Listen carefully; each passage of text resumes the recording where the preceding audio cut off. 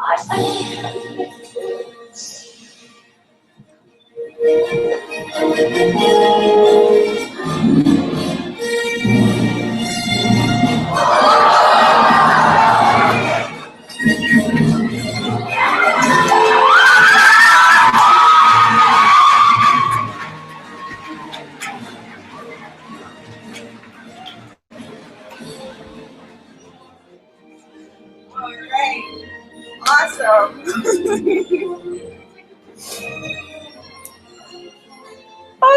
Photos.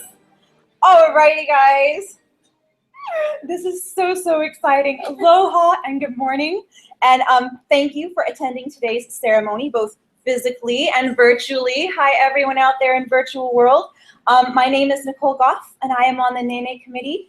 And it is my pleasure to welcome you to the 51st Annual Nene Award Ceremony. Applause.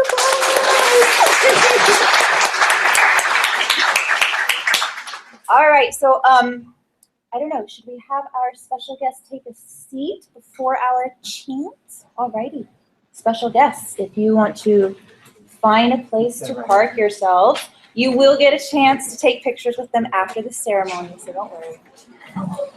They are heading to a galaxy not too far away.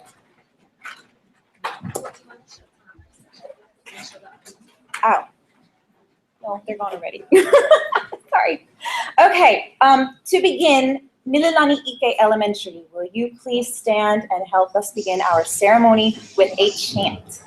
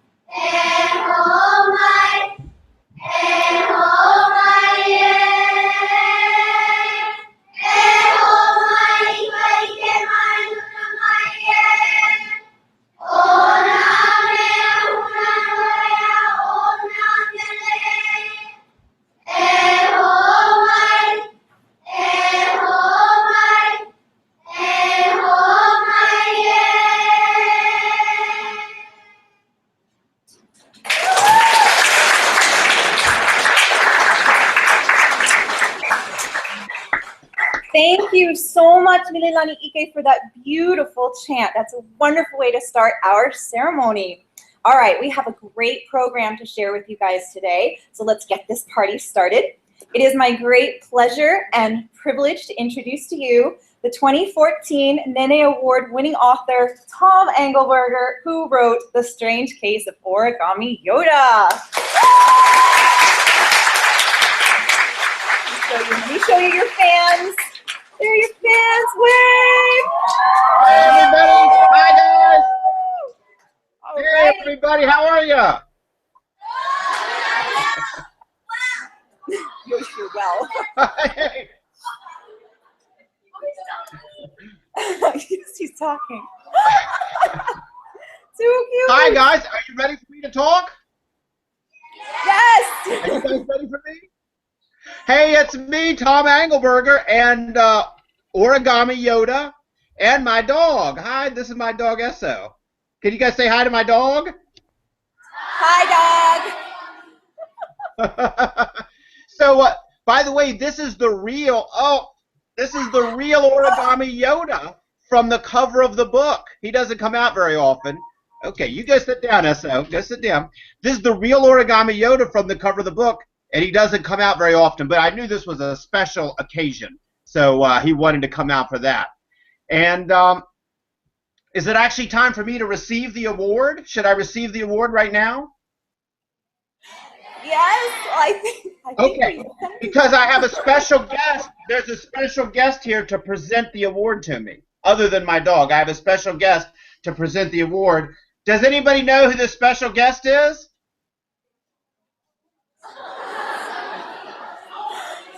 It's Soapy the monkey. This is the real Soapy the monkey. Oh my This gosh. is the real Soapy the monkey, and he's going to give me the award here, apparently with his mouth. Hey, thank you, Soapy. Thanks, dude. I appreciate it. But no, I want to thank you guys for this award. It means so much to me. It just amazes me that you guys living on the other side of the planet, in a whole different kind of place, that you have enjoyed reading my story about sort of what it was like for me growing up here in way over here in Virginia. I guess kind of, you know, being a nerd is the same all over the world, maybe. So I just really appreciate this award. I'm glad that that we made this connection. I'm so glad I got to make a connection with you guys. And I'm looking forward to chatting with you and answering your questions and stuff. But first, I really wanted you to understand it means a whole lot to me to get this award. You know how much it means to me? I haven't worn a tuxedo with the bow tie and everything since I got married. So it's a very special occasion for me. Very big occasion. Awesome. Thank you, Tom, so much. Okay. We would like to begin now our Q&A. So, Tom, I will read out the questions that we have received from some of our students, and we will start with, I think, a very good question. And I got the big board here to help you with the answers. Oh, okay. Brilliant. So this is from Henry, Caitlin, Caroline, Schuyler, and Walker from Halekula Elementary, and they want to know, what inspired you to write the Origami Yoda series? Oh, well, I can tell you exactly what inspired me to write the Origami Yoda series. Origami, I've been doing origami since I was a little kid. One of my first pieces of origami was the little origami cup. You guys ever use an origami cup? It's very useful to know how to fold an origami cup. It comes in handy. And then, of course, I've liked Star Wars since I was a little kid, too. And my favorite character has always been Yoda. So one day about 10 years ago, I was messing around on the internet, and I saw that somebody had combined origami and Yoda. And that person is named Kawahara.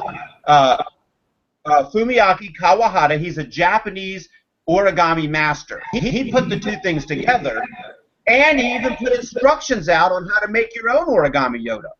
But when I tried to make my own origami Yoda, I found out he was a lot better than I was. I couldn't do it. I could not figure it out. So I decided to make a really simple origami Yoda. And when I made my really simple one, it turned out to be not just an origami Yoda, but also a finger puppet.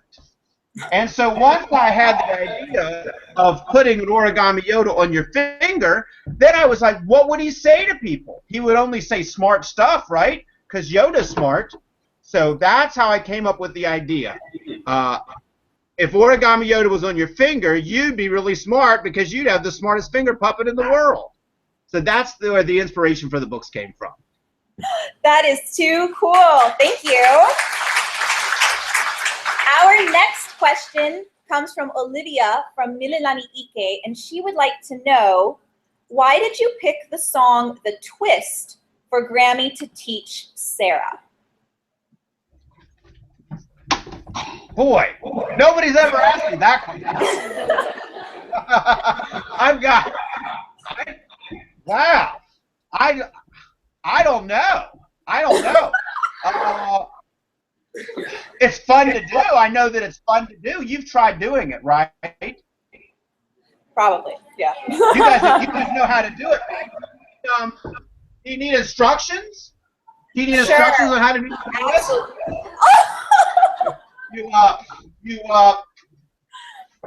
I can't get all the way on the thing. It's fun to do it. Anybody can learn to do it in about 3 minutes. Thank you. Thank you. So, Okay. I guess that's the reason I used it, because it's fun. It was just a fun song. Cool. Our next question comes from Zachary at my elementary school, and he would like to know, what was Origami Yoda based on your own experience? Yes. Basically, think about how many disasters there are in the Origami Yoda book. How many times people like embarrass themselves or make a fool out of themselves, and then Origami Yoda shows up to save the day. Well, just imagine, what if people still made fools of themselves and embarrassed themselves, but Origami Yoda didn't show up to save the day? Well, that's my middle school career. That's what happened to me in middle school. I didn't have Origami Yoda to save me. I ended up making a fool out of myself quite a bit, and I barely survived middle school. So I decided to take a lot of my own personal stories and some of the stories of my friends and change them just simply by adding Origami Yoda. Aww. So actually, that sort of leads us, sorry, into our next question. Go ahead. Whole class from Marinol Grade School. The students in 4C would like to know, how did you decide on the main characters for Origami Yoda? I tell you, those characters sort of invented themselves. They just sort of sprang to life. A lot of them are based on me or my friends or my enemies. That's one of the great things about being an author is you get to change the way things work out. So you can include your enemies in a story and make sure things work out the way you really wanted them to. So yeah, a lot of those kids, and you may even notice a resemblance between the main character, Dwight. If you think about Dwight, Dwight is the weirdest kid in the whole school, right? Can you see Dwight? I'm working on Dwight here. Dwight is the weirdest kid in the whole school. And he's the guy that makes Origami Yoda. See, there he is. There's Origami Yoda. So Dwight's the weirdest kid in the whole school. Well, why do you think I wrote about the weirdest kid in the whole school? Anybody? I bet you can guess. Because I was the weirdest kid in the whole school. Right? It's easy. Right? It's easy for me to write about the weirdest kid in the whole school. Because I already know what it's like. I don't have to research weirdos. I am one. Right? So it was easy for me to write this book. But actually, I have a question. You told me there's about 500 people there, right? Well, of the 500 people there, and maybe you can turn the camera around so I can see the 500 people, I want to know, are any of you the weirdest people in your school? Raise your hand if you're the weirdest person at your school. See those hands? Oh my gosh, I see some weird people. I see some weird people out there. There's a very weird person. Hey, in the back, I see some weird people in the back. Hi, guys. That's fantastic. Way, all the way in the back, a very weird person. Yeah, so yes, there's a lot more truth than fiction in these books. Too cool. We have time for just a couple more questions. I know Sebastian from Halekula Elementary really wanted to know, how did you come up with the name Cheeto Hog, and are you one yourself? Okay, I hope I've never been a Cheeto Hog. The Cheeto Hog is another real story that really happened. Thank goodness it did not happen to me. But one time I was at the zoo and I saw a guy hogging Cheetos, and so I ended up writing about him. But luckily, that was not one of the stories written about me. But it's an important lesson in life. If you have plenty of Cheetos and your friends don't, share the Cheetos, you must. Cheetos for everyone. More Cheetos. All right. Well, okay. I believe we have time now for one final question from very, very special guest. I'm actually going to ask him to come out on stage in just a moment and ask you himself this very important question. So let's let himself get ready. Our very special guest will be out in just a moment. Special guest. All right. Special guest. Okay. I'm frightened. I don't know who the special guest is going to be. That's what they were supposed to do.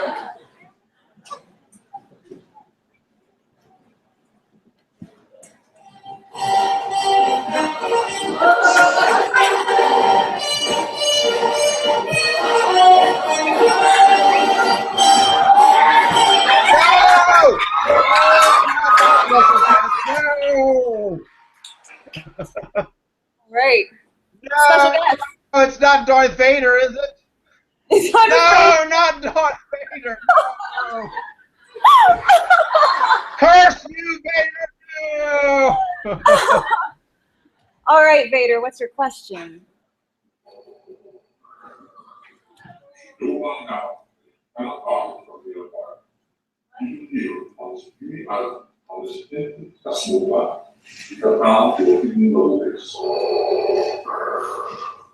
Mr. Angleberger will dispense with the pleasantries, as I am well aware that you are part of the rebel alliance and a traitor to the Empire. But I must do this. Why does Darth Vader threats back to your series? We will release the fact that only the first book in the series eligible for the Nene Award. Not disappointed. Your answer. Okay, let me do a bit of translating there, Darth. Your asthma seems to be working up. That was Okay. frightening. I don't know if you got that, Tom, but what our very special guest would like to know is why was Darth Paper Strikes Back book 2 in your series? Were you oblivious to the fact that only the first book in a series is eligible for the Nene Award? Please do not disappoint him with your answer. Oh my gosh. Darth, I didn't know, Darth. I swear I had no idea. I promise you, Darth, I did not know. I had no idea. Bless his heart. Oh man, I did not mean to make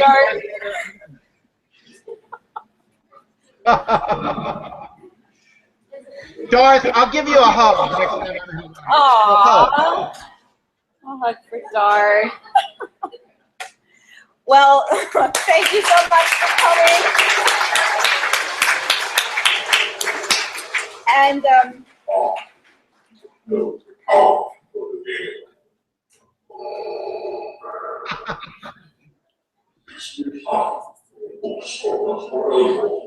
Must not fail me again.